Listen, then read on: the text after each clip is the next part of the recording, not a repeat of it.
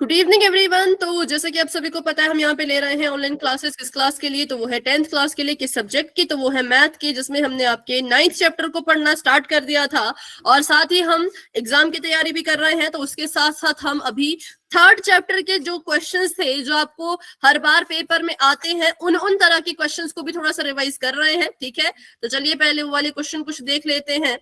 ये वाला क्वेश्चन हमने किया था क्या? संगत है असंगत? यस मैम, ये हो गया। वाला किया था क्या हमने? बटे वाला किया था, हाँ उस दिन कर लिया था, है ना। इसका अगला वाला क्वेश्चन करते हैं। ये वाला भी आप कर लोगे।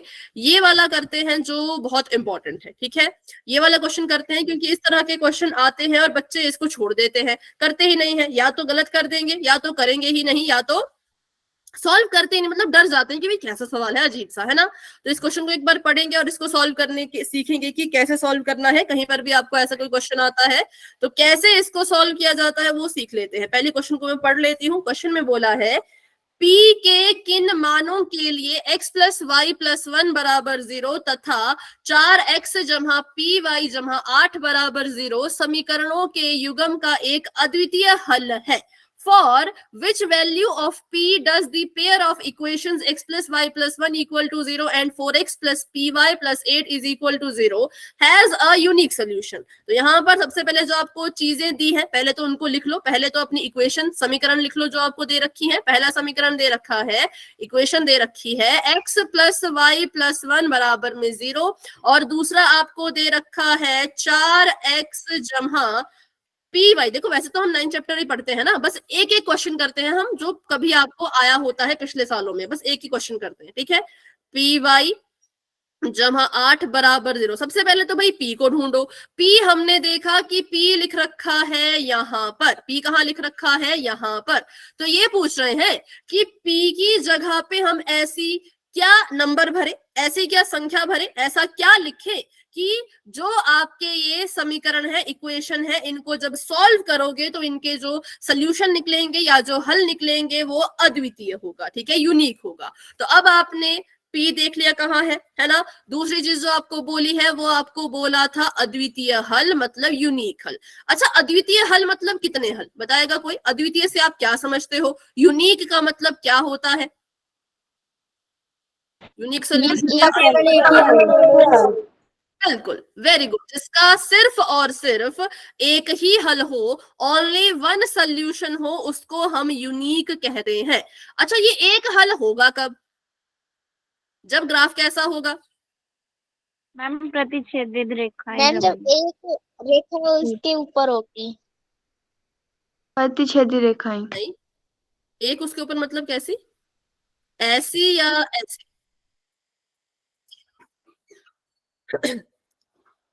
मैम नीचे वाली। नहीं, ये गलत है बेटा। इसमें तो बहुत सारे हल होते हैं ना, इसमें तो बहुत सारे हल होते हैं। पहले वाली ठीक है, मतलब जब आपका जो ग्राफ होगा वो प्रतिच्छेदी ग्राफ होगा। प्रतिच्छेदी का मतलब होता है इंटरसेक्टिंग। कैसा होता है इंग्लिश में कहें तो? हिंदी में प्रतिच्छेदी, इंग्लिश में इंटरसेक्टिंग। जब जो ग्राफ होगा वो इंटरसेक्टिंग होगा या प्रतिच्छेदी होगा, तभी तो हम कहते हैं कि आपका जो सोल्यूशन है वो कैसे है, वो यूनिक है, मतलब एक ही सोल्यूशन है। जब ग्राफ कैसा होगा, प्रतिच्छेदी कह दो या फिर उसको इंटरसेक्टिंग कह दो। ठीक है, अब ये होता कब है? किस वाले केस में ऐसा होता है? रेशो पढ़े हैं हमने, a1/a2 b1/b2। बताओ किस केस में ऐसा होता है कि ग्राफ जो है वो इंटरसेक्टिंग हो या प्रतिच्छेदी हो? जब a1/a2 b2 is not equal to जब a1/a2 b1/b2 के बराबर नहीं होता, नॉट इक्वल होता है, तब हम कहते हैं कि ग्राफ होगा प्रतिच्छेदी, ग्राफ होगा इंटरसेक्टिंग। और जब ग्राफ इंटरसेक्टिंग होगा तो एक ही सोल्यूशन होगा। इसके लिए हमने ट्रिक बनाई थी, है ना। हमने ट्रिक बनाई थी। ट्रिक ये बनाई थी कि ये दोनों भाई बहन हैं, इनको बराबर का हिस्सा नहीं मिला। ये भाई बहन है, बहन बहन कुछ भी मान लो, भाई भाई बहन बहन भाई बहन कुछ भी मान लो, इनको जब बराबर का हिस्सा नहीं मिला तो इनके बीच में हो गई लड़ाई। अब लड़ाई होगी तो क्या होगा? दोनों लड़ेंगे ना। लड़ाई होगी तो लड़ेंगे। एक अगर इधर आ रहा है, इस तरफ जा रहा है, तो दूसरा इस तरफ जाएगा। अब लड़ेंगे तो आपस में टकराएंगे, और टकराएंगे तो इस पॉइंट पर, जिसको हम कहेंगे कि एक ही हल होगा, मतलब ओनली वन सोल्यूशन होता है इस केस में।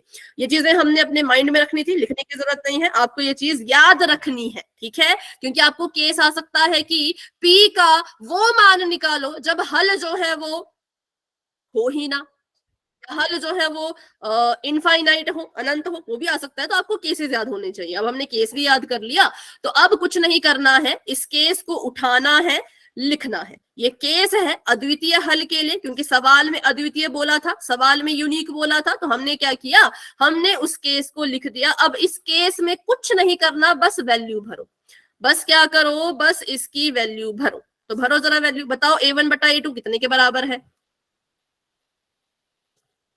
A1 बटा A2 1/4 और B1 बटा B2 1/3 1/2 है। B1 तो 1 है, P 1/P है ना, क्योंकि देखो ना, इसके पास तो संख्या 1 है, इसके पास संख्या नहीं है, लेकिन P है, तो 1/P लिख दिया। अब कर दो क्रॉस मल्टीप्लाई, अब क्रॉस मल्टीप्लाई कर दो, ये आ जाएगा P is not equal to 4, ठीक है, P is not equal to 4। अब ये तो हमने इसका आंसर निकाला, पर इसको लिखेंगे कैसे? अब हमने जो ये निकाला है कि P not equal to 4 है, इसका क्या मतलब है कि P 4 के बराबर होना चाहिए कि P 4 के बराबर नहीं होना चाहिए? P 4 के बराबर नहीं होना चाहिए। बिल्कुल करेक्ट है, P जो है वो 4 के बराबर नहीं होना चाहिए। तो हमारा आंसर हो जाएगा कि समीकरण या इक्वेशन, हिंदी में लिख रही हूं मैं आंसर, पर इंग्लिश वाले भी समझ जाना कि क्या मैं कहना चाह रही हूं, ठीक है। समीकरण किस किस के लिए? x plus Y plus 1 equal to 0 और 4x जमा py जमा 8 बराबर 0 में, या 0 में लिख दो, में p बराबर 4 के अलावा, p बराबर 4 के अलावा सभी संख्याओं के लिए, ठीक है, सभी संख्याओं के लिए या सभी मानों के लिए जो हल होंगे वो अद्वितीय होंगे। बस P 4 नहीं होना चाहिए, P बराबर 4 के अलावा जितनी भी संख्याएं हैं उन सभी संख्याओं के लिए जो हमारा ये क्या कहते हैं, इसको हल है, वो क्या रहेंगे, कैसे रहेंगे? अद्वितीय। अब इसको भी समझते हैं कि ऐसा क्यों, ऐसा क्यों भाई, क्यों हमें कह रहे हैं, क्या सबूत है हमारे पास इसके लिए? कोई बिल्कुल सबूत है, ठीक है।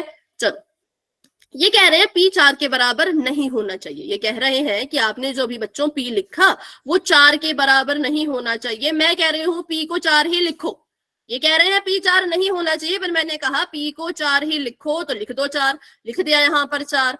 अब बताओ, अब इसके सोल्यूशन कैसे होंगे? क्या इसके सोल्यूशन अद्वितीय होंगे? क्या यूनिक सोल्यूशन होगा? हाँ या ना? मैम C बराबर हो जाएगा। सी को छोड़ो, आप इनको ही देखो, सिर्फ सी क्या लेना हमने, बस इन दोनों को देख के बताओ, होंगे अद्वितीय? मैम होंगे। कैसे, कैसे होंगे? कौन जो कह रहा है होंगे, कैसे होंगे? अद्वितीय होने के लिए इनका बराबर नहीं होना चाहिए, ये दोनों बराबर नहीं होने चाहिए। बट जैसे ही आपने P की जगह पे 4 लिखा, वैसे ये बराबर हो गए। बराबर हो गए तो अद्वितीय हल कहां से होंगे? लड़ेंगे ही नहीं। जब लड़ेंगे ही नहीं तो भी रेखा प्रतिच्छेदी कैसे करेगी? जब इसको और इसको बराबर हिस्सा मिल गया तो लड़ेंगे ही नहीं, और जब लड़े ही नहीं तो लड़ाई क्यों करेंगे, प्रतिच्छेद क्यों करेंगे एक दूसरे के साथ? तो इसलिए कहा गया है कि देखो, P की जगह पे जो लिखना है लिखो, बस 4 मत लिखना।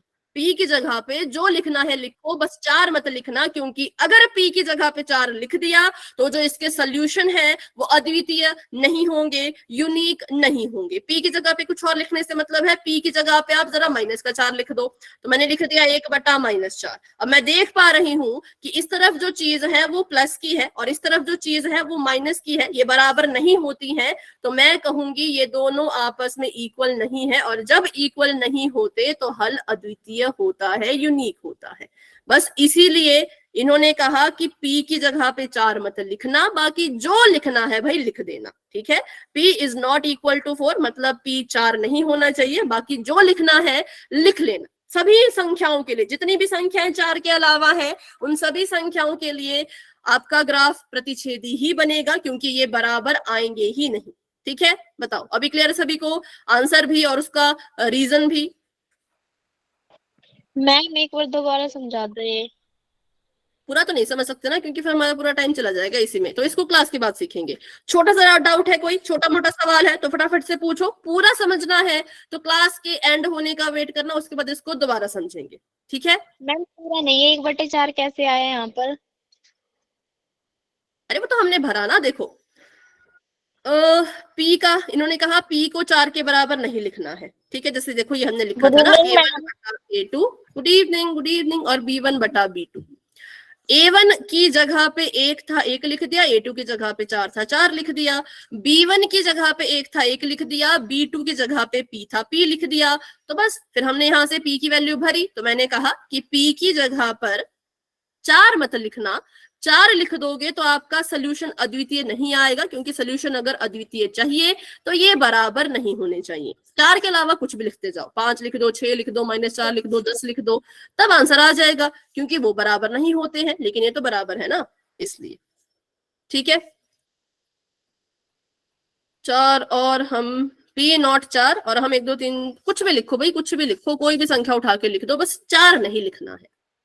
बताओ, इसमें एक्सक्यूज तो मी आंसर भी मैम, आया ना। ये नॉट समझ नहीं। हाँ बोलो बोलो बोलो। मैम ये हिंदी मीडियम की क्लासेस हो रही है? हाँ अभी हिंदी मीडियम की क्लास है, देखो पर बाइलिंगुअल चलेगी, मैं दोनों लैंग्वेज में आपको बता दूंगी। अभी हिंदी की है क्योंकि मोहित सर छुट्टी पे है आज, तो आपकी क्लासेस एडजस्ट नहीं हो रही थी, तो अभी आज की क्लास ऐसी चलेगी, बाकी कल से मोहित सर ही लेंगे, ठीक है। Okay ma'am. हाँ और वैसे हम 9 चैप्टर पढ़ रहे हैं, वो तो हम बस पेपर एग्जाम की तैयारी करने के लिए 3rd चैप्टर का क्वेश्चन ऐसे ही देख रहे थे, जो एग्जाम में आता है, ऐसे क्वेश्चन एग्जाम में आते हैं, ठीक है। तो इसलिए उसकी बस हमने प्रैक्टिस की। अब हमारी जो रियल क्लास है वो शुरू होगी, जो चैप्टर नंबर 9 आप पढ़ रहे थे, एप्लीकेशन ऑफ ट्रिग्नोमेट्री, ठीक है। त्रिकोणमिति के कुछ अनुप्रयोग या फिर एप्लीकेशन ऑफ ट्रिग्नोमेट्री, ये आप पढ़ रहे थे सभी। तो अभी आपने पिछली क्लास में जो क्वेश्चन पढ़े वो आपने पढ़ा होगा एंगल ऑफ एलिवेशन पर, है ना, जो मोहित सर की क्लास के बच्चे हैं। आज जो आप क्वेश्चन पढ़ोगे वो आप पढ़ोगे एंगल ऑफ डिप्रेशन पर, ठीक है। चलो तो इसको स्टार्ट करते हैं। सबसे पहले आपको जो क्वेश्चन में लिखा है वो मैं एक बार बता देती हूँ हिंदी में, फिर इंग्लिश में भी साथ साथ में बताऊंगी। ये कह रहे हैं कि 50 मीटर ऊंचे एक क्लिफ के शिखर से देखने पर स्तंभ के शिखर और तल के अवनमन कोण इतने और इतने डिग्री हैं, स्तंभ की ऊंचाई ज्ञात करो, ठीक है। एक 50 मीटर ऊंचा क्लिफ है और साथ में उसके एक स्तंभ है, स्तंभ मतलब एक खंबा है, पोल कह दो, ठीक है। एक क्लिफ मतलब चोटी कह लो क्लिफ को या कुछ भी, और स्तंभ मतलब पोल, दो चीजें खड़ी है, ठीक है। दो चीजें खड़ी हैं, किस तरह से खड़ी है? क्लिफ होता है एक चट्टान जैसी बड़ी सी, ठीक है, क्लिफ होता है एक चट्टान। दो चीजें आपस में खड़ी हैं तो पहले उनको बना लेते हैं। अभी के लिए इतना ही समझा हमने कि एक क्लिफ है, क्लिफ मतलब की चट्टान है, और दूसरा पोल है, पोल मतलब की स्तंभ है, ऐसे, ठीक है।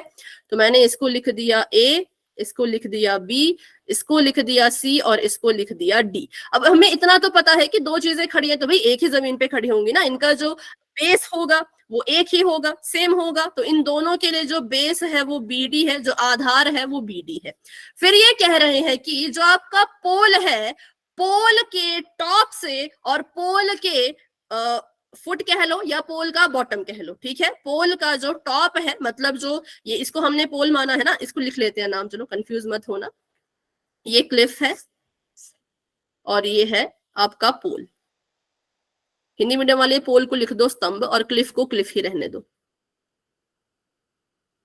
तो इन्होंने कहा जो पोल है उसका जो टॉप है, उसके टॉप से एक एंगल ऑफ डिप्रेशन बनेगा, एंगल ऑफ डिप्रेशन बनेगा ए पॉइंट पर, और जो पोल का फुट है या पोल का जो नीचे तल है वहां से भी एक एंगल बनेगा पॉइंट ए पर, ऐसे, ठीक है। वो भी कैसा एंगल है? Angle of depression. अब एक चीज आपको यहाँ पे ध्यान रखनी है, ये चीज आपको क्वेश्चन में नहीं दी है और ना ही कोई बताएगा, ये आपको खुद से याद करनी पड़ेगी कि जो एंगल ऑफ डिप्रेशन होते हैं वो हमेशा क्षैतिज रेखा के नीचे, या ऐसा कहें हम हॉरिजॉन्टल के नीचे बनते हैं, ठीक है। आप सभी ने 3 रेखा लाइंस पढ़ी होंगी ना, एक आपने पढ़ा होगा लाइन ऑफ साइट, एक आपने पढ़ा होगा हॉरिजॉन्टल, और ये 2 लाइनें आपने पढ़ी होंगी, है ना।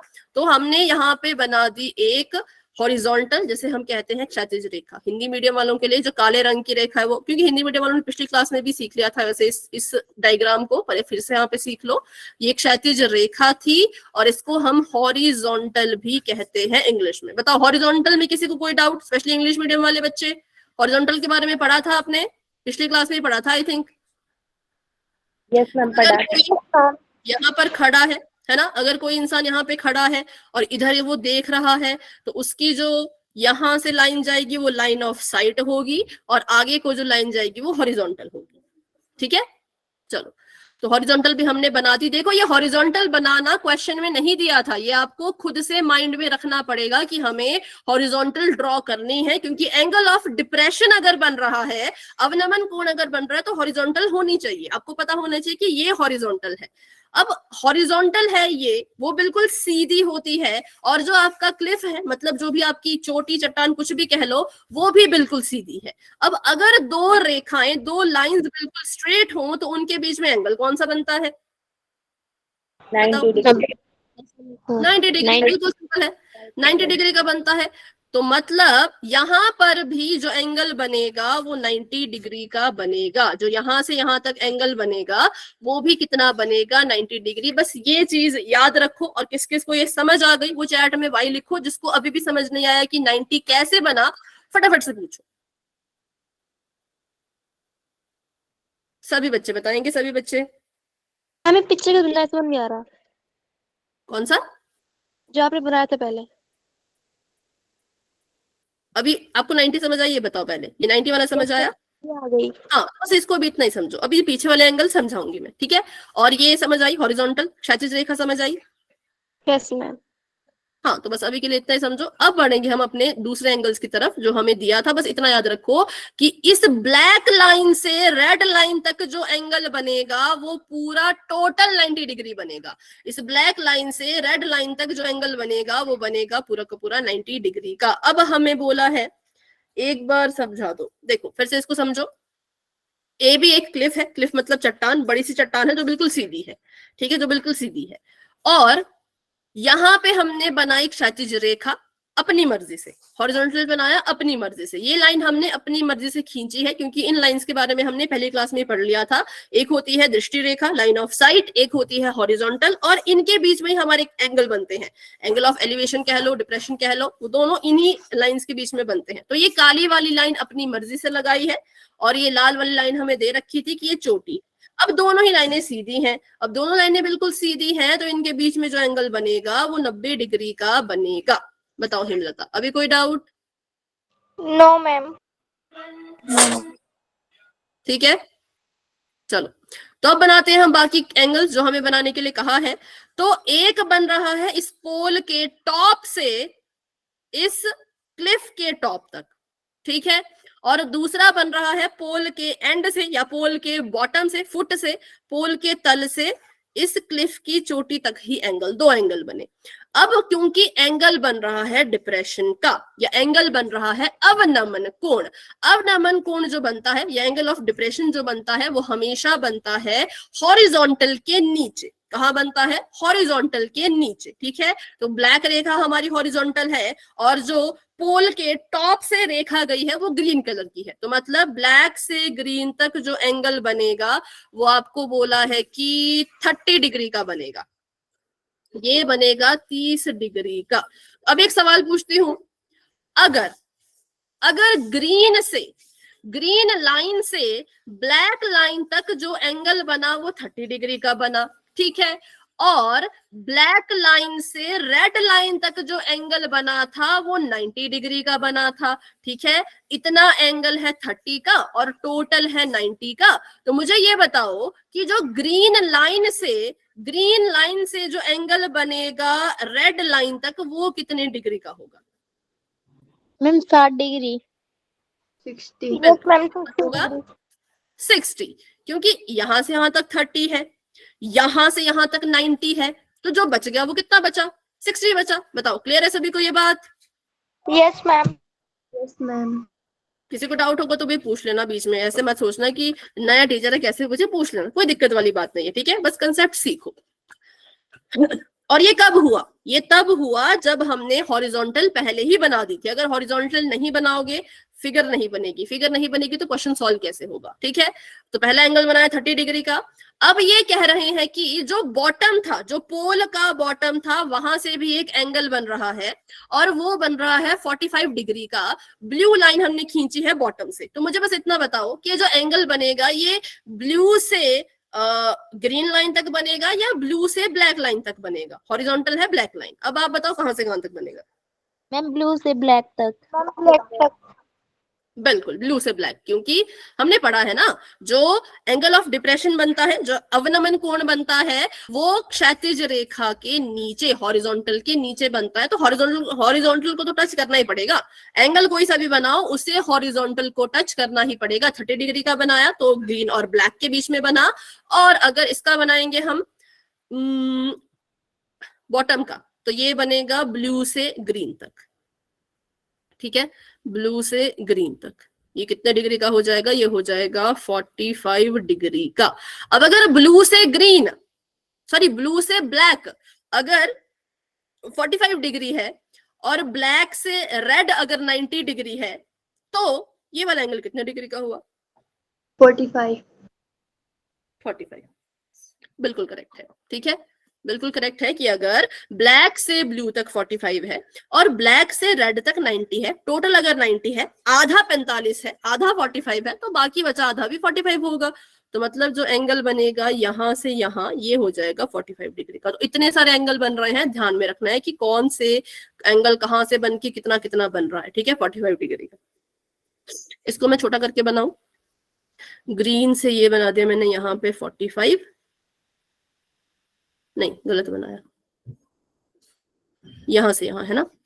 रेड से ब्लू बन गया आपका 45 डिग्री का, और ये था आपका 60 डिग्री का। क्योंकि फिर ट्राइंगल्स भी लेने हैं ना, तो फिर दिक्कत हो जाती है, इसलिए पहले लिख लेते हैं इसको 60 डिग्री का। ठीक है, अब जो पॉइंट्स हैं उनको जोड़ देते हैं। हमने एक यहाँ पे कंस्ट्रक्शन की, हमने सी से यहां तक जोड़ दिया ऐसे। ठीक है, इसको ऐसे जोड़ दिया, उसको ब्लैक से जोड़ देते हैं, ऐसे जोड़ दिया, और इस पॉइंट को नाम दे देंगे हम पॉइंट ई। ठीक है, तो ये एंगल थोड़ा ऊपर बना देते हैं। बाकी फिगर साथ में बनाते जाओ, कहीं पे डाउट होगा तो पूछ लेना। फिगर बहुत इंपॉर्टेंट है, एंगल बनाना बहुत इंपॉर्टेंट है, फिर क्वेश्चन सॉल्व करेंगे तो वो भी इंपॉर्टेंट ही है। तो यहां से यहां तक था 60 डिग्री, चलो लिख दिया 60 डिग्री। अब हमने क्वेश्चन को सॉल्व करना है। क्वेश्चन में हमें कहा है कि जो आपकी क्लिफ है वो 50 मीटर ऊंची है, मतलब यहां से यहां तक ए से बी का जो डिस्टेंस है वो 50 मीटर का है। तो बस इतनी से आपको फिगर दे रखी थी और आपको बोला है कि अगर ये 50 मीटर है तो भाई पोल कितने मीटर का होगा वो आपने बताना है। ठीक है, या इतनी ही फिगर बनेगी इसमें, और कुछ नहीं बनेगा। अब इसको सॉल्व करना है हमने, तो किसी को फिगर में डाउट है तो दोबारा से बोल सकते हो, अगर कोई डाउट नहीं है तो वाई लिख दो। अब हम क्वेश्चन को सॉल्व करना स्टार्ट। हाँ बोलो। हमने ए से ये क्यों खींची रेखा? ये इसी, यस मैम। क्योंकि ये हमारी हेल्प करेगी क्वेश्चन सॉल्व करने के लिए। ठीक है, क्योंकि ये वाला पॉइंट ऐसे ही यहाँ पे था ना, बस इस पॉइंट को अकेले को लेकर तो कुछ कर नहीं सकते थे, तो अगर इसको यहाँ से वहां जोड़ दें तो एक छोटा सा ट्रायंगल बन रहा है जो हमारी हेल्प करेगा क्वेश्चन को सॉल्व करने के लिए। ठीक है, मैम इसमें सीडी बताना है। हाँ इसमें सीडी बताना है कि सीडी कितना है। ठीक है, चलो अब इसको सॉल्व करते हैं। सबसे पहले हम लेंगे triangle A B D, triangle A B D. चलो, तो आप ये बताओगे मुझे, इसमें जब हम ये ट्रिग्नोमेट्री की क्वेश्चन करते हैं ना, तो हमारे दिमाग में बस इतनी सी चीज चलती है कि देखो ये हमें गिवन है, ठीक है, और हम ले रहे हैं ट्राइंगल एबीडी को, एबीडी को ले रहे हैं, ये हमें गिवन है, और मान लो मुझे बीडी निकालना है। वैसे तो मुझे ये निकालना है, पर स्टेप बाय स्टेप चलेंगे ना, एकदम से तो सीडी तक पहुंच नहीं सकते। तो मेरा पहला स्टेप है कि मैं किसी तरह से बीडी की वैल्यू निकाल दूं। तो बीडी को मान लिया मैंने अभी के लिए एक्स। अब मुझे बताओ, ये चीज मुझे दी है और ये चीज मुझे निकालनी है। अगर मैं आपसे पूछूं ट्राइंगल ए बी डी में बीडी क्या है और ए बी क्या है? ए बी लंब है और बी डी आधार है। अगर हम इस एंगल से देखें तो फिर अलग हो जाएगा, अगर इस एंगल से देखें तो अलग आ जाएगा। चलो ठीक है, अभी के लिए अगर इस एंगल से देखें, बताओ एंगल कितना बन रहा है? 45। 45। अच्छा, एंगल बन रहा है 45 का। अच्छा एक मिनट रुको, अगर मैं इसको ऐसे करूँ ना, 45 डिग्री का एंगल बन रहा हो और इसको अगर मैं ऐसे लिखूं x/50, ठीक है। अब इसमें एक ट्विस्ट है छोटा सा, ध्यान रखना। अगर इसको लिखूं मैं 50/x तो भी ठीक है। चलो, ट्विस्ट ये है, आपसे मैंने ट्रिग्नोमेट्री जब पढ़ी थी तो आपने पढ़ा होगा ना कि एंगल के हिसाब से हमारा लंब और आधार चेंज होता है, एंगल के हिसाब से हमारा जो बेस है और जो परपेंडिकुलर है वो चेंज होता है। अब हम एंगल ले रहे हैं ये वाले, है ना, एंगल कौन सा ले रहे हैं हम, इस वाले एंगल को ले रहे हैं। तो इस वाले एंगल के हिसाब से देख के बताओ कि परपेंडिकुलर कौन होगा और बेस कौन होगा। मैम परपेंडिकुलर BD होगा और बेस होगा AB। लंब होगा बिल्कुल और AP आधार होगा। बिल्कुल बिल्कुल करेक्ट है, क्योंकि देखो ये जो हमारा एंगल बन रहा है जो कि 45 डिग्री का है, ये किस पे बन रहा है, ये AB पर बन रहा है, तब इसके लिए ही तो आधार होगा नहीं, तो इसके लिए बेस का काम करेगा। जिस वाली लाइन पर जो एंगल है वो बनता है उसी को तो हम बेस मानते हैं। तो जो 45 डिग्री का एंगल है वो AB इस वाली लाइन पे बन रहा है, आप देख पा रहे हो ना इसको अच्छे से, इस वाली लाइन पे बन रहा है, तो ये हो गया बेस, ये हो गया आधार, ठीक है। और इसके लिए परपेंडिकुलर कौन हो गया, तो परपेंडिकुलर वो होता है जो एंगल के बिल्कुल सामने वाली लाइन होती है। हमारा एंगल 45 डिग्री का है, 45 डिग्री के बिल्कुल सामने जो लाइन है वो इसके लिए काम करती है परपेंडिकुलर का या फिर लंब का। तो इसको लिख लेते हैं भाई, ये काम करेगा लंब का। बताओ किस किस को ये समझ आए, किस किस को डाउट है। परपेंडिकुलर का ये काम करेगा और ये काम करेगा आधार का, मतलब बेस का। क्लियर है सभी को। Yes ma'am. आरुषि कुछ कह रहे हो, अगर नहीं कह रहे तो बेटा माइक ऑफ करो। चलो अब इसको लिखते हैं। तो मैंने लिख दिया कि भाई मुझे लंब निकालना है, मतलब मुझे परपेंडिकुलर निकालना है, और मुझे आधार दे रखा है, मतलब मुझे बेस दे रखा है। अब हमने देखा कि क्या चीज दी है, क्या चीज पूछी है। जो पूछा गया हो और जो निकालना हो उन दोनों का रेशो कौन दिखाता है, मतलब परपेंडिकुलर अपॉन बेस का रेशो कौन दिखाता है, sine, cos, tan, cosecant, secant, cotangent. Tangent tan, tan भी दिखाता है और कॉट भी दिखाता है। अगर हम देखो दोनों, अगर हम बात करें तो परपेंडिकुलर अपॉन बेस दिखाएगा टेन और बेस अपॉन परपेंडिकुलर दिखाएगा कोटेंजेंट। तो इसमें आपकी मर्जी है, आपको कॉट लेना है, अगर आपको कोटेंजेंट लेना है तो बेस बटा पी परपेंडिकुलर लिखो, अगर टेंजेंट लेना है तो पी बटा बी लिखो। बस त्रिकोणमिति के अनुप्रयोग में यही है, मतलब आप एप्लीकेशन लगाते हो ट्रिग्नोमेट्री की, वो इतनी सी इसमें आपने ध्यान रखनी है बात कि जिसको निकालना है और जो पूछा है उसका रेशो दिखा कौन रहा है, तो वो दिखा रहा था टेंजेंट, तो हमने लिख दिया टेंजेंट थीटा। ठीक है, किस वाले ट्राइंगल में, तो ट्राइंगल एबीडी में, ट्राइंगल एबीडी में। अब टेंजेंट थीटा नहीं लिखेंगे, टेंजेंट का हमें पता है भी कितना एंगल बन रहा है, तो टेंजेंट का बन रहा था 45 डिग्री। और मुझे बताओ पी कितना है, बी कितना है। PX है। PX है और B 50 है। 50 है, बिल्कुल। तो मैंने लिख दिया x बटे में 50। टेंजेंट 45 डिग्री कितने के बराबर होता है, 1 के बराबर। तो ये आ जाएगा x बटा 50 और बराबर में इसके आ जाएगा 1। ठीक है, x बटा 50 बराबर में इसे आ जाएगा 1। अब इसको कर दो यहाँ पे क्रॉस मल्टीप्लाई। क्रॉस मल्टीप्लाई करने के लिए आप चाहो तो 1 के नीचे 1 भी लिख सकते हो। क्रॉस मल्टीप्लाई के लिए क्या होगा, 1 इसके साथ मल्टीप्लाई करेगा, 50 इसके साथ मल्टीप्लाई करेगा, तो ये कुछ ऐसा आ जाएगा, x बराबर है 50। बताओ किस किस को ये समझ आया क्रॉस मल्टीप्लाई। जिसको नहीं समझ आया दोबारा पूछ सकते हैं। क्रॉस मल्टीप्लाई की मैंने कैसे इधर उधर गुणा कर दिया, मल्टीप्लाई कर दिया। मैम हाँ बोलो। इसमें ये आपने P बटे में V लिखा है, ये कैसे पता करेंगे कि यहाँ पर टेंजेंट ही आएगा, टेन देखो ना, आएगा। क्योंकि P बटा B है, लंब बटा आधार है, लंब बटा आधार के अनुपात को कौन दर्शाता है, साइन, कॉस, टेन। मैम ये तो पता चलेगा, पर कैसे, मतलब कैसे पता लगेगा कि हमें ये करना है इसमें। ये तो याद रखना पड़ेगा ना कि इसमें यही करना है और इसमें कुछ करना ही नहीं है। ठीक है, जो पूछा है और जो निकालना, जो पूछा है और जो दिया है, ये चीज दी गई थी, ये चीज पूछी थी, इन दोनों को सॉल्व करना है। सॉल्व करने के लिए इसमें यही होगा, जितने भी आपको ट्रिग्नोमेट्री की क्वेश्चन आएंगे यही होगा कि आपने देखना है कि इन दोनों के रेशो को कौन दिखा रहा है, टेंजेंट दिखा रहा है, साइन दिखा रहा है कि कॉस दिखा रहा है। जैसे मान लो आपको बोला कि ये आपका 50 मीटर है और ये एक्स है, ठीक है, तो इसको कहेंगे हम कि भाई ये तो आधार है और ये कर्ण है। अगर कर्ण निकालने को बोला जाए, हाइपोटेन्यूज निकालने को बोला जाए, तो देखो हाइपोटेन्यूज और बेस के रेशो को या फिर बेस और हाइपोटेन्यूज के रेशो को कौन दिखाता है, साइन, कॉस, टेन। कौन दिखाता है बताओ। लगाओ फॉर्मूला पंडित बद्री प्रसाद वाला। कॉस दिखाता है तो हम लिखते हैं इसको फिर कॉस थीटा, इक्वल में लिखते हैं इसको फिर हम क्या करके कॉस थीटा। ठीक है, मतलब यही तो इसमें आपको याद रखनी है चीज, बाकी तो सब आप कर ही लोगे, बाकी तो इसमें कैलकुलेशन ही और कुछ नहीं है खास। ठीक है, चलो तो अभी के लिए इसको हमने कर दिया। अब x का मान निकाल दिया 50, तो इसको मिटा दो, परपेंडिकुलर मत लिखो, अब यहाँ पे लिख दो 50 मीटर। ये आ गया हमारा 50 मीटर। अब जरा ध्यान दो, जो BD है क्या वो EC के इक्वल है? बताओ जरा, जो BD है क्या वो EC के बराबर है? Yes ma'am. बिल्कुल बराबर है। क्यों बराबर है? सिंपल सी बात है ना, ये हमारा पोल है और ये हमारा क्लिफ है।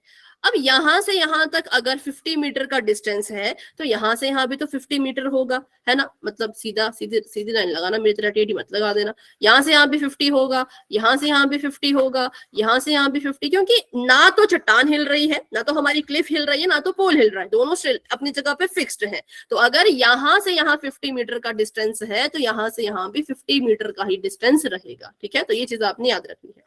तो ये हो गया हमारा, अगर नीचे वाला 50 है तो जी ऊपर वाला भी 50 मीटर ही होगा। चलो, अगर मैं इसको x मान लूं, अगर मैं CD को x मान लूं तो क्या EB भी x होगा?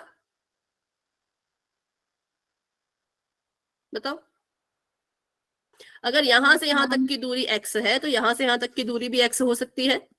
Yes ma'am. यस, तो हमने बोल दिया कि EB भी x है, EB भी क्या है? x है। ठीक है, अगर ध्यान से सुनना, अगर ये पूरा का पूरा 50 मीटर है और यहां से यहां तक x है तो यहां से यहां कितना होगा? AE कितना होगा? 50 माइनस एक्स। 50 minus x. बिल्कुल करेक्ट है। कितना होगा? 50 माइनस x। अगर पूरा 50 है और इतना हिस्सा x है तो बचा हुआ हिस्सा हो जाएगा 50 माइनस x। तो AE को हमने मान लिया 50 माइनस x। बोलो, ये चीज क्लियर है सभी को?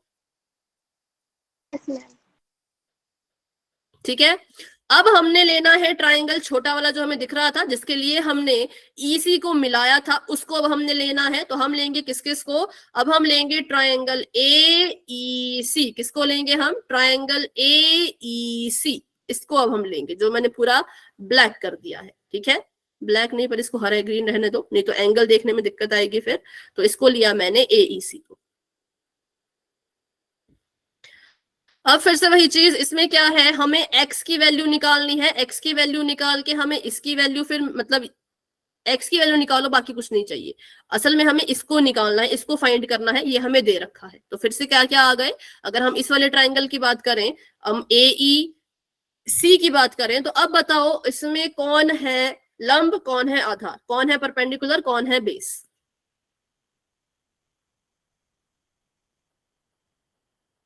EC तो लंब है और AE आधार है। बिल्कुल, AC लंब नहीं होगा भाई। AC बोल रहे हो या EC बोल रहे हो? कौन से EC कौन ले रहे हो आप? हाँ, EC, AEC, त्रिभुज AEC। ठीक है, क्योंकि एंगल यहां बन रहा है, इधर से लेके इधर तक एंगल बन रहा है 60 डिग्री का। ठीक है, किस पर बन रहा है? AE पर। किस पर एंगल बन रहा है? AE पर। तो AE इसके लिए बेस हो गया, AE क्या हो गया? इसके लिए आधार हो गया, बेस हो गया। और आधार मतलब इस एंगल की जो सामने वाली साइड होती है, जो बिल्कुल सामने साइड बनी होती है, वो इसके लिए काम करती है लंब का। ये 8th चैप्टर में सीखा था सब कुछ, ये हमने सब कुछ 8th चैप्टर में सीखा था कि एंगल के हिसाब से कैसे हमारा बेस और परपेंडिकुलर चेंज होता है। ठीक है, तो अब इसको मिटाते हैं और यहाँ पे लेते हैं हम अपना ट्राइंगल AEC। ट्राइंगल AEC ले लिया, इसमें भी आया वही परपेंडिकुलर अपॉन बेस। ठीक है, मतलब लंब बटा आधार। इसमें एंगल कितना है? 60। ठीक है, tan 60। तो इसमें हम लिख देंगे इसको टेंजेंट थीटा, और उसके बाद हम क्या करेंगे, टेंजेंट थीटा को हटा के लिख देंगे टेंजेंट 60 डिग्री। और उसके बाद बताओ इसमें परपेंडिकुलर कितना है? 50। और बेस कितना है? 50 माइनस एक्स। 50 माइनस। बिल्कुल ठीक है। अब इसको ऐसे कैसा लिखो, 50/50 माइनस एक्स। टेंजेंट 60 कितने के बराबर होता है? वर्गमूल 3। वर्गमूल 3, √3 के बराबर। ठीक है, अब बस यहां से इसको सॉल्व कर दो। इसके बाद आपका आंसर निकल जाएगा। एक्स की वैल्यू निकाल लेना। एक्स हमने किसको माना है? एक्स हमने माना है अपने पोल की हाइट को। एक्स हमने किसको माना है? पोल की हाइट को। आप यहां से एक्स की वैल्यू निकालो तो पोल की हाइट अपने आप निकल जाएगी। ठीक है, तो इसको अब सॉल्व करते हैं। तो इसको 50 को रखते हैं ऐसे का ऐसा, और ये चला जाएगा उधर, तो ये हो जाएगा 50 माइनस एक्स मल्टीप्लाई में √3। इसका आगे तो सॉल्व कर लेंगे ना सभी अच्छे से। 50 माइनस एक्स और उधर जाके हो गया ये √3। स्क्रीन सभी को दिख रही है? बताओ, स्क्रीन तो नहीं रुकी किसी की? किसी के लिए ब्लैक स्क्रीन तो नहीं आई? No ma'am. 50 को ऐसे कैसा रखेंगे? वर्गमूल 3, अंडर रूट 3 की मल्टीप्लाई कर दो। 50 वर्गमूल 3 माइनस √3 3 माइनस √3x। ठीक है, माइनस √3x को उठाओ और उधर भेज दो। प्लस क्या हो जाएगा? प्लस का √3x। ठीक है, माइनस मत रखना इसको। प्लस का √3x और बराबर में 50 √3 ऐसे का ऐसा। अब धीरे धीरे x को अकेला छोड़ना है। धीरे धीरे क्या करना है? x को अकेला छोड़ना है। तो अभी ऐसा मत करना कि इसको साथ मान लेना, नहीं, ये साथ में है दोनों। 50 अलग है, ये दोनों साथ में है, 50 अलग है। तो √3x को अकेला छोड़ो इधर और 50 को उधर भेजो, तो ये हो जाएगा 50 √3 माइनस 50, और x को छोड़ दो बिल्कुल ही अकेला, तो ये हो जाएगा 50 √3 माइनस का 50 और अपॉन में भी √3। अब क्या करना है बताओ? वर्गमूल 3 से गुणा कर। इसका करना है रैशनलाइजेशन, या जिसको हम कहते हैं परिमेयकरण। ठीक है, तो ये हो जाएगा 50 √3 माइनस का 50 और बटे में √3 है, तो इसको ऊपर भी √3 से मल्टीप्लाई करना पड़ेगा और नीचे भी √3 से मल्टीप्लाई करना पड़ेगा। x रह गया ऐसे का ऐसा। 50 को कॉमन ले लो, 50 ले लिया हमने कॉमन, तो ये आ गया √3 माइनस 1 मल्टीप्लाई में √3 और अपॉन में आ गया इसके 3। ठीक है, x को ऐसे का ऐसा रखते हैं। अब इनको सबको मल्टीप्लाई करने की वैसे जरूरत तो नहीं है। अगर आप अपना आंसर इतना लिखोगे तो इतना भी ठीक है, पर अगर आपको बोला जाएगा कि √3 की वैल्यू है 1.732, अगर आपको क्वेश्चन में बोला है कि √3 को 1.732 लेकर के सॉल्व करो, तो फिर आपको इसको आगे भी सॉल्व करना पड़ेगा। तो कैसे करेंगे? 50 ऐसे का ऐसा मल्टीप्लाई √3 की जगह पे इसकी वैल्यू लिख दो। ठीक है, √3 की जगह पे इसकी वैल्यू लिख दो और फिर इसको सॉल्व कर लो। तो इसको सॉल्व कर ही लेते हैं पूरा, अगर पेपर में, क्योंकि पेपर में ऐसा आता है आपको √3 की वैल्यू दे देते हैं कि √3 की वैल्यू को इतना लो और आगे सॉल्व करो। तो आपने बस वैल्यू भर दी, जैसे मैंने भरी वैसे आपने भी भर देनी है। 50 को ऐसे का ऐसा ही लिखेंगे। 1 - 732 जो भी है उसमें से 1 को माइनस कर दो। करो माइनस, बताओ कितना आया? हम 0.732। बिल्कुल, तो मल्टीप्लाई बाय 0.732 और मल्टीप्लाई बाय 1.732 अपॉन में 3। ये आपको खुद ही सॉल्व करना पड़ेगा पेपर पे। 7 8 9 10 11 12 कट जाएगा ये 3 से। ठीक है, 3 से काट देते हैं इस 0 पॉइंट वाले को, तो ये आ जाएगा 3 दूनी 6, 3 चौके 12, 3 चौके 12, ये आ गया 0.244। तो अब बस इनको सबको आपस में मल्टीप्लाई कर देना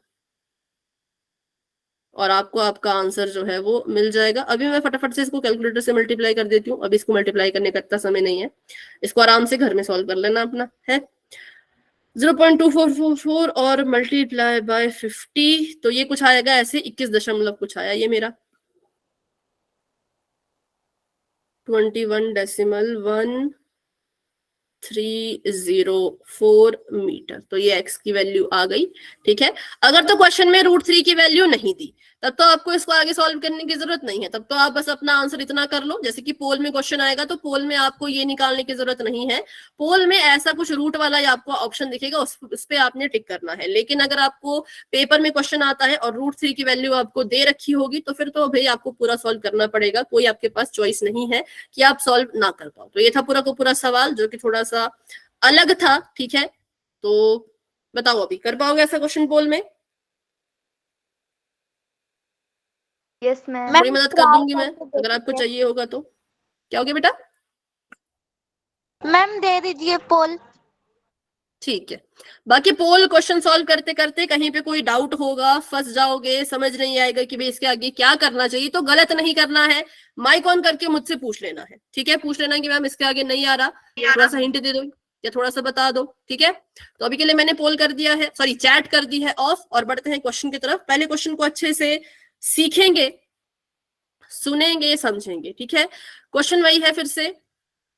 81 मीटर ऊंचे एक क्लिफ के शिखर से देखने पर स्तंभ के शिखर और तल के अवनमन कोण क्रमशः 45 डिग्री और 60 डिग्री दिखाई पड़ते हैं। स्तंभ की ऊंचाई ज्ञात करो। The angle of depression of the top and bottom of a pillar are found to be 45 degree and 60 degree respectively when viewed from the top of a cliff 81 metre high, find the height of pillar. तो मैं आपको थोड़ी सी इसकी rough figure बना के दूंगी, बाकी angle का आपको खुद देखना है। ठीक है, ये है मान लो क्लिफ और ये रहा आपका पिलर या फिर पोल, एक ही बेस पे दोनों होंगे, और मैंने कहा था इसको मिला देना, इसको मिलाने में देरी मत करना, इसको बस मिला ही दो। इसका नाम है ए, इसका नाम है बी, इसका नाम है सी, इसका नाम है डी, और इसका नाम रख दिया हमने ई।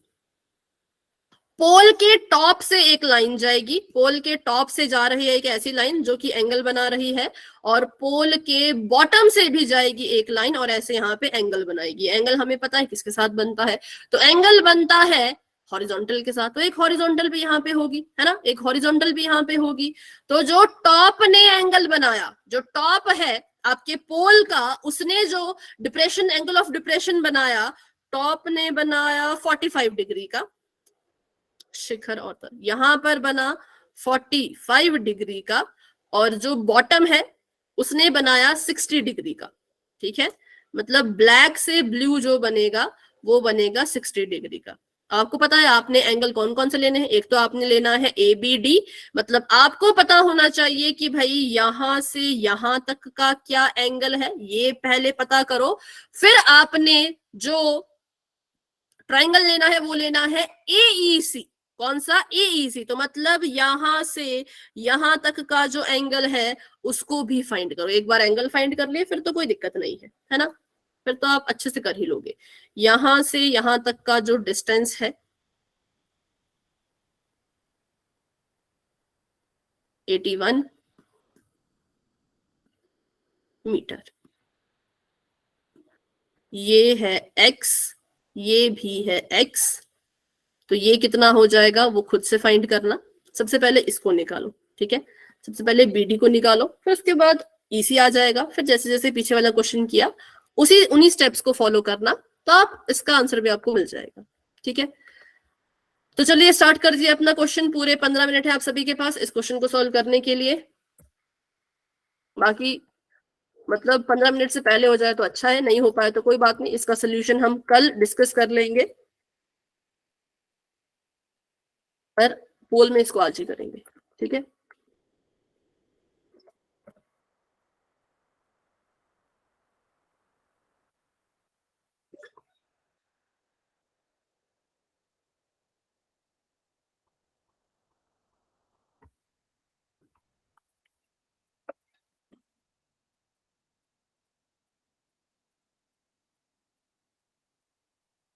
फिर से रिपीट करूंगी, कहीं पे फंस जाओ, कोई चीज समझ ना आए कि भाई इसके आगे क्या करना चाहिए, तो फिर आप मुझसे पूछ सकते हो।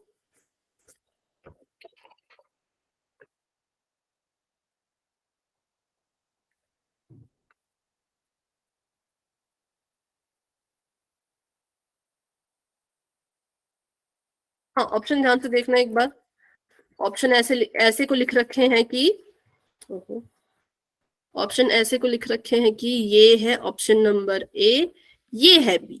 ठीक है, ऐसे आगे को होता है ना ABCD, पर ये नीचे को है ABCD।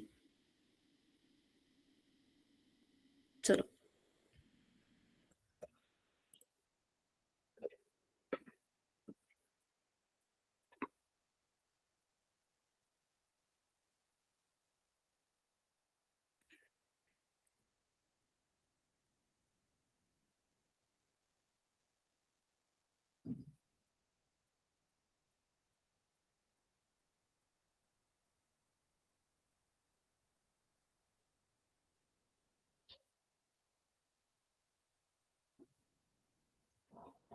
मैम सिर्फ 2 कौन फाइंड करने हैं?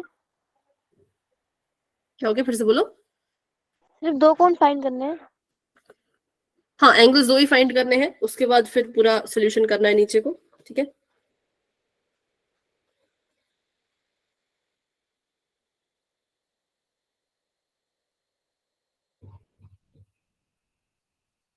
थंब कौन सा इसमें से?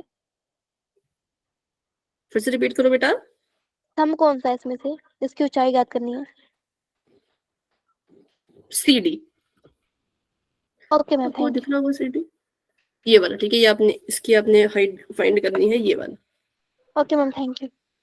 ओके बेटा।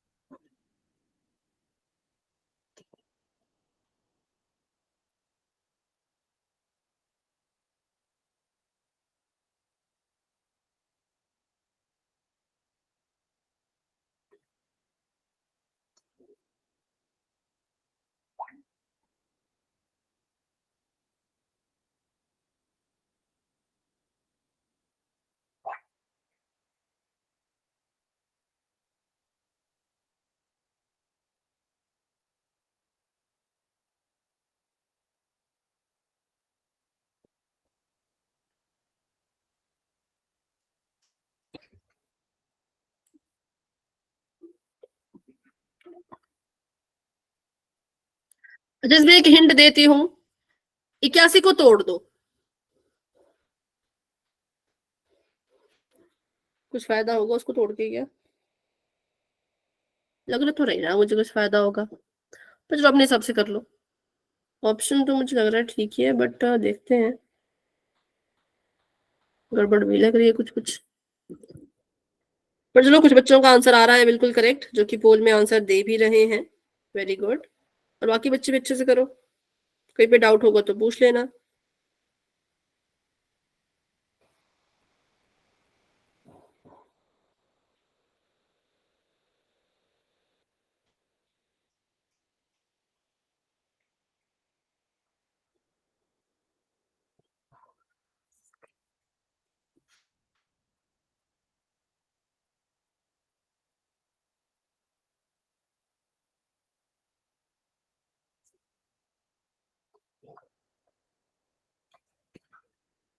मैम एंगल निकालना है, हो जा हेल्प कर दो।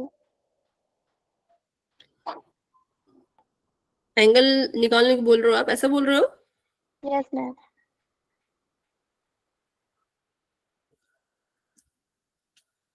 देखो, जो एंगल है यहां से यहां तक वो 60 है, ठीक है।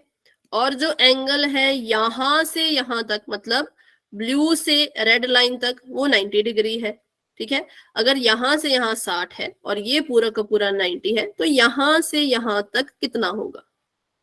30। हाँ, तो ये वाला 30 हो गया, ये वाला कितना हो गया? 30 हो गया। अब वही चीज ऊपर आती है, अगर यहां से यहां तक 45 है और यहां से यहां तक 90 है, ठीक है, तो यहां से यहां तक कितना होगा?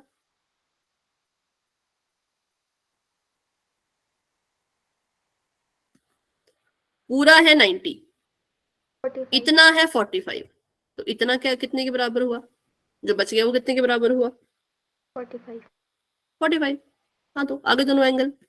यही क्वेश्चन था ना आपका, या कुछ और पूछ रहे थे? मैम यही था। ओके, ठीक है।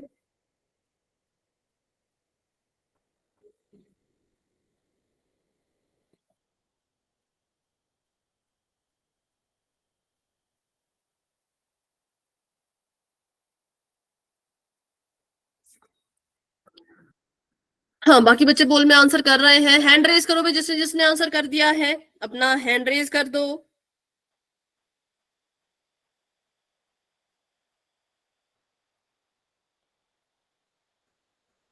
कुछ कुछ आंसर अभी मुझे गलत भी दिख रहे हैं, बट कोई बात नहीं, आपके लिए थोड़ा अलग सा सवाल है, तो गलतियां तो हो सकती है, छोटी मोटी गलतियां हो सकती हैं, उसमें कोई दिक्कत वाली बात नहीं है।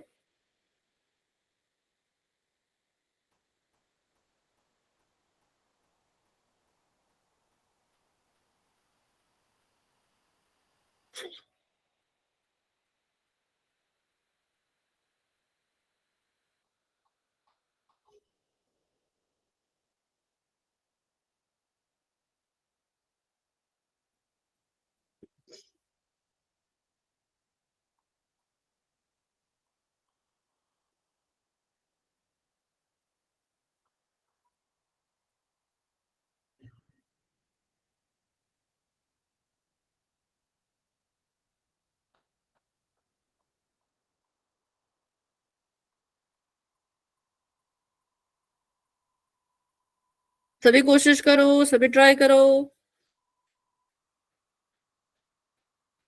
I have done, ma'am. Okay बेटा।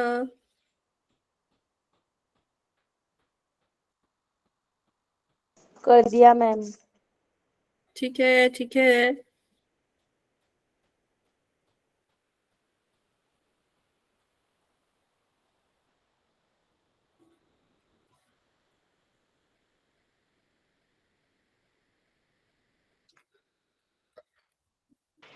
I have done, ma'am.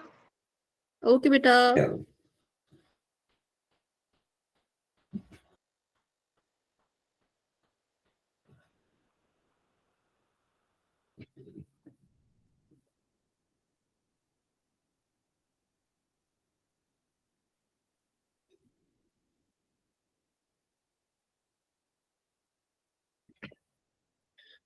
ठीक है, वेरी गुड। बहुत से बच्चों का उत्तर सही आया है, बहुत से बच्चों ने सही आंसर किया है, कुछ बच्चों ने गलत भी किया है। मतलब अभी अगर मैं देखूं तो गलत बच्चे ज्यादा है, नहीं गलत बच्चे कम है, सही बच्चे ज्यादा है। अगर अभी तक का स्कोर देखूं तो, इसके बाद का तो नहीं पता, बट अभी तक तो ऐसा है। चलो, मैम काफी कितनों अच्छा का कर रहे ठीक हो। है? क्या हो गया?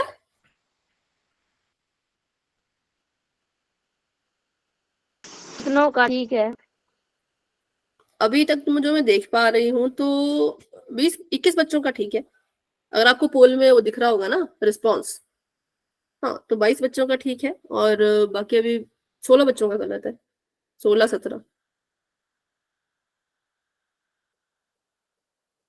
बच्चों का सही गलत की चिंता मत करो, बस क्वेश्चन को सॉल्व करो। हाँ, कहीं पे लगता है कि नहीं समझ आ रहा कि क्या करना चाहिए, तो पूछ सकते हो।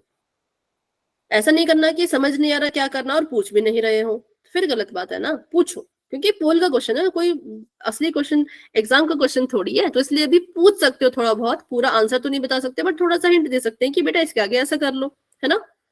क्योंकि अभी सीखोगे, अभी समझोगे, तभी तो फाइनल पेपर में कर पाओगे। कर दिया ma'am. Okay, very good, very good. अभी काफी बच्चों के आंसर सही आए हैं, बहुत बढ़िया, बहुत अच्छे। खुद से सॉल्व कर रहे हो ना? Yes ma'am. पक्का?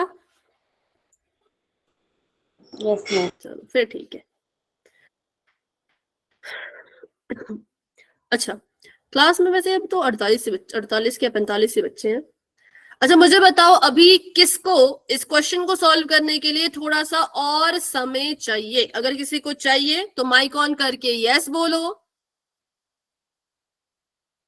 क्योंकि तभी हम वेट करेंगे। अगर किसी को नहीं समय चाहिए, सबने अपनी अपनी तरफ से आंसर सॉल्व करके पोल में दे दिया है, तो फिर हम पोल को एंड करेंगे। किसी को समय नहीं चाहिए, चलो तो करते हैं 10 सेकेंड का वेट और बढ़ते हैं आगे। तो 10, 9, 8, 7, 6, 5, 4, 3, 2, 1। तो अभी के लिए बच्चों पोल हो चुका है एंड। अब जिसने भी पोल में आंसर नहीं किया, कोई बात नहीं, अपना आंसर आप चैट में दे देना, क्योंकि मैंने पूछा था जब, तब तो किसी ने कुछ नहीं कहा। तो अभी के लिए इसको फटाफट से करते हैं सॉल्व। चलो, सबसे पहले हमने अपने त्रिभुज देख लिए। त्रिभुज देख के पता चल गया कि पहले लेना है एबीडी को। किसको लेना है? एबीडी को। तो हमने ले लिया ट्राइंगल एबीडी। हाँ, अभी अभी चैट में मत लिखो, अभी अभी समझ लो। ए बी डी को हमने ले लिया, तो ए बी डी में जो ए बी था वो था आधार, मतलब वो था बेस, ठीक है, बेस था ए बी, और बी डी को हम बी लिख लेते हैं, ठीक है, बी डी को हम लिख लेते हैं, बी नहीं लिखे पी लिख लेते हैं क्योंकि परपेंडिकुलर है ये, तो इसको पी ही रहने देते हैं, तो पी था बी डी, ठीक है। और कौन दर्शाता है इनके रेशो को, तो इनका रेशो दर्शाता है टेंजेंट, तो ये आपकी एक इक्वेशन बन जाएगी, tangent theta is equal to P upon B, tangent theta is equal to लंब बटे आधार, ठीक है। टेंजेंट थीटा अगर मैं देखूं तो भाई यहां से यहां तक 60 डिग्री है, तो काले से लाल रेखा तक 30 डिग्री होगा, मतलब जो ये ब्लैक वाला मैंने एंगल बना के रखा है ये 30 डिग्री का होगा, तो मैं लूंगी यहाँ पे टेंजेंट 30 को, तो लिख दिया भाई यहाँ पे टेंजेंट 30 डिग्री।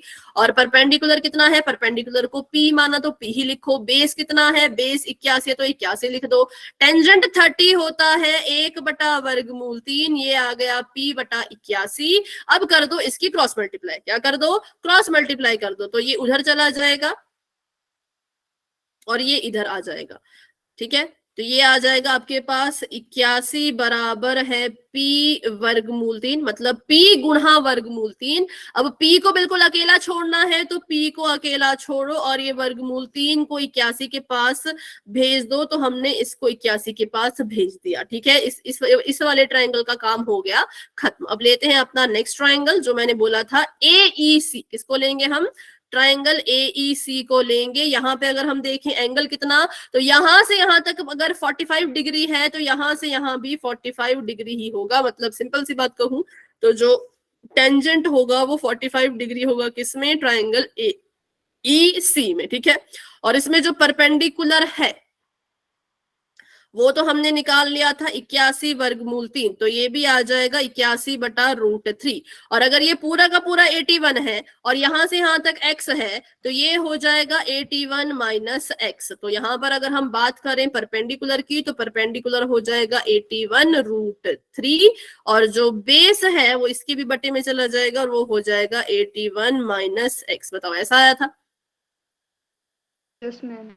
अब ये 1 के बराबर होता है तो इसको 1 लिखो और इसको लिख दो 81/√3 बटे में 81 माइनस x। तो 81 माइनस x वहां चला जाएगा मल्टीप्लाई में और ये रह जाएगा ऐसे का ऐसा, ये आ जाएगा 81, मतलब इसके आगे तो फिर वही है जैसे आप करते हो, ठीक है। प्लस में x चला जाएगा, x को अकेला छोड़ो तो ये आ जाएगा 81 माइनस 81/√3, ठीक है। x को अकेला छोड़ेंगे अगर तो ये आ जाएगा 81 माइनस 81√3। यहां से इसके करने पड़ेंगे हमें हर बराबर, जो इसके बटे में चीजें इनको हमें इक्वल करना पड़ेगा, तो ये कुछ ऐसा आ जाएगा 81/√3 और इधर भी √3 माइनस का निशान 81/√3। मैंने कुछ नहीं किया, इसके अपॉन में 1 था, मुझे इसको √3 बनाना था तो मैंने क्या किया, इसकी मल्टीप्लाई √3 से कर दी। करते हैं ना जब हमें डिनोमिनेटर बराबर करने होते हैं, डिनोमिनेटर सेम करने होते हैं, तो अगर नीचे √3 की मल्टीप्लाई कर रहे हो तो भाई ऊपर भी √3 की मल्टीप्लाई करो। ऊपर था 81 से कर दी √3 ने मल्टीप्लाई, तो ये ऐसा बन गया और ये x, ये आ जाएगा 81√3 माइनस का 81/3 बराबर में x। यहां से 81 को कॉमन ले लिया, कुछ गड़बड़ हुई क्या, देखो जरा, ये आ जाएगा √3 माइनस 1, मेरा तो फिर ऐसा आ रहा है 27 √3 माइनस 1, पर आंसर तो आ रहा है 27 3 माइनस √3, ऐसा कुछ।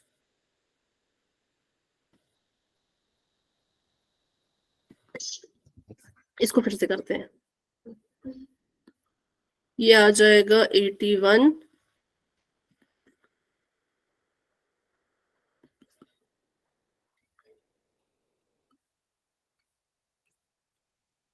अच्छा मैंने अपनी मर्जी से √3 लिख दिया नीचे, ये आ जाएगा 81√3 माइनस 81/√3, ऐसा आएगा ना। मैंने इसको मल्टीप्लाई कर दिया, मल्टीप्लाई थोड़ी हो रहे हैं, प्लस माइनस हो रहे हैं, तो प्लस माइनस में जो बटे में होता है वो वैसे लिखा जाता है, तो ये √3 आएगा इसके बटे में, ठीक है। अब यहाँ पर इसकी करनी पड़ेगी रैशनलाइजेशन, तो इसको ऐसे कर देते हैं कि ऊपर भी √3 से मल्टीप्लाई करना होगा और नीचे भी √3 से ही मल्टीप्लाई करना होगा। अब इसको सॉल्व करेंगे आगे, तो ये आ जाएगा 81 √3 मल्टीप्लाई बाय √3 माइनस का निशान 81 इंटू √3 और अपॉन में आ जाएगा 3। अब आएगा अपॉन में 3, क्यों? क्योंकि अब ये मल्टीप्लाई कर रहे हैं। ऊपर वाले केस में माइनस हो रहे थे या फिर जो भी है, इसका डिनोमिनेटर सिर्फ सेम किया था, तब रूट नहीं हट सकता, वो मैंने गलती से हटा दिया, अब इसका रूट हट जाएगा। अब मल्टीप्लाई करो तो ये आ जाएगा 81 इंटू 3 और ये आ जाएगा माइनस 81 इंटू √3 और बटे में आ जाएगा इसके 3। अब यहां से 81 को ले लो कॉमन। अब यहां से 81 को कॉमन ले लिया तो अंदर बच गया 3√3, यहाँ पे बच गया बटे में 3 और 3 से ये कट गया, तो ये आ गया आपके पास कितना आ जाएगा फिर, जो हमारा आंसर आना भी चाहिए 27 ब्रैकेट में 3√3। अब फिर से वही चीज, अभी तो आपको क्वेश्चन में इतना ही था, मतलब आंसर आपको सिर्फ इतना ही निकालना था, लेकिन अगर आपको √3 की वैल्यू दे दी जाए तो फिर आप क्या करोगे, आप ऐसे करोगे 27 गुणा का निशान 3 माइनस 1.3732 इक्वल टू x, फिर 27 से मल्टीप्लाई कर दोगे, जो भी इसको सॉल्व करके आएगा, जैसे कि देख ही लेते हैं क्या आएगा इसको सॉल्व करके फटाफट से। अगर हम 3 में से माइनस कर दें 1.732 को तो आ जाएगा 1.268 और अगर x इसको भी आगे मल्टीप्लाई कर दें तो ये कितना आ जाएगा 34 पॉइंट समथिंग 34.23 ऐसा कुछ आएगा। ठीक है, तो इस बात का ध्यान रखना, अगर वर्गमूल 3 की वैल्यू क्वेश्चन में दी है तो जरूर पुट करनी है, अगर नहीं दी है तो फिर आंसर आपका रहेगा जो ये है, जैसे कि ये वाला। तो ये था इसका आंसर। अभी इस क्वेश्चन में किसी को डाउट है, दोबारा समझना है तो क्लास में रुक के मुझसे दोबारा पूछ सकते हो, लेकिन अगर कोई डाउट नहीं है तो आप क्लास को लेफ्ट कर सकते हो। Good night and bye bye, मिलते हैं अपनी अगली क्लास में जो कि होगी कल, और जो जिन बच्चों को मोहित सर पढ़ाते हैं उनको कल से मोहित सर ही पढ़ाएंगे। ठीक है, तो बाय बाय एवरीवन।